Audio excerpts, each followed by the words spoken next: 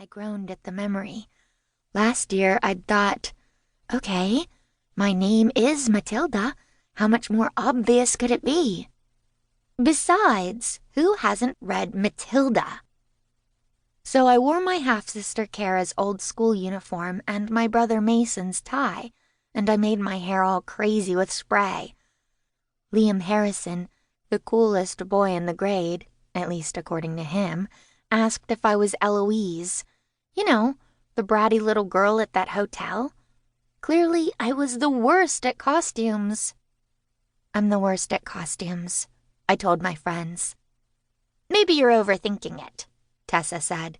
You don't always have to do a book thing, do you? You could just wear a really cool mask. But I don't own a mask, even a non-cool one. She poked 2 holes in her napkin and held it over my face. Voila! Mask. And the thing about wearing a costume, Mattie? No one will know it's you. She stage-whispered the last part, cupping her hands over her mouth. Yeah, maybe, I said. If I totally cover myself, including my head, and if I disguise my voice. But I don't know. The idea of sneaking into Willow's party? I shook my head. Mattie, come on, Lucy cut in. You can't spend Halloween sitting home by yourself. It's bad luck or bad karma. Bad something. She ate a raspberry. Oh, and by the way, she added, not that it matters, but I heard Elijah's going. I poked a brownie chunk with my spoon. Yeah? Well, woohoo. Okay, so what did I miss? Tessa had been away all last weekend at a theater camp reunion and was still catching up on the news. What happened with Elijah? Nothing, I told her. I saw him at the library on Sunday, so I said hello. It was like, hey, how was your weekend? Want to hear about mine? He didn't even answer. Whoa, Tessa said. Literally didn't? Yep, totally ignored me. Maybe he wasn't ignoring you. Maybe he just didn't hear, Lucy suggested. I raised my eyebrows at her. In a quiet library, when I was talking exactly as loud as this? Maybe he had earbuds in. Lucy, he was just sitting in the graphic novel section reading old Batman comics.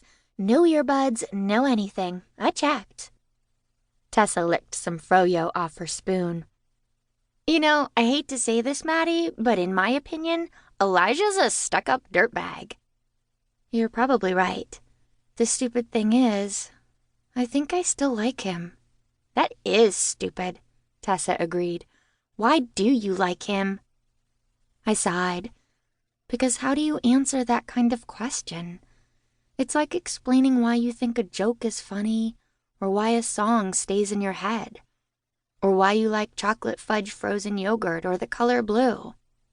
You just like what you like who you like, even if the person acts like a stuck-up dirtbag sometimes. Besides, liking Elijah was just what I did, what I'd done since the start of 7th grade last year, when I suddenly realized that I kept staring at him. He wasn't just cute, with his wavy dark hair and his big brown eyes. He was really smart, especially about words. He always raised his hand in English and said non-obvious things. I could tell our teacher, Mr. Torres, appreciated his comments. And how many 8th grade boys spent summer vacation at the town library? Only Elijah. I mean, really, considering me, it made perfect sense for me to have him as my crush. For an entire year, I scribbled his name in the back of my math binder and tried to think up words that rhymed with Elijah. Beside ya? While he read Batman comics or whatever. Because the thing was, who else was I supposed to like?